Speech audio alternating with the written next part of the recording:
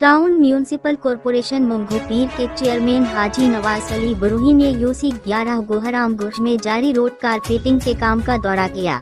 इस मौके पर उन्होंने कहा कि टाउन म्यूनिसिपल कॉरपोरेशन मंगोपीर अवामी खिदमत के जज्बे से काम कर रही है और इलाके में तरक्याती मंसूबे तेजी से मुकम्मल किए जा रहे हैं।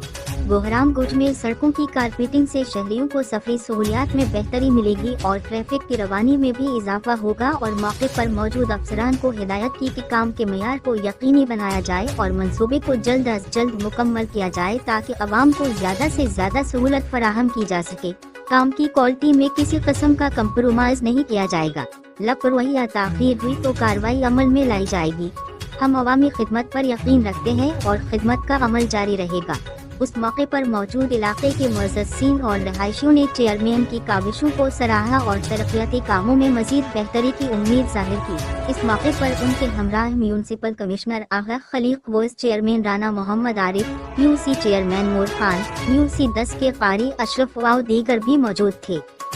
ताज़ा तरीन वीडियोस के लिए चैनल को सब्सक्राइब करके बेल आइकन और ऑल नोटिफिकेशन पर क्लिक करें ताकि आपको मिले हर अपडेट सबसे पहले।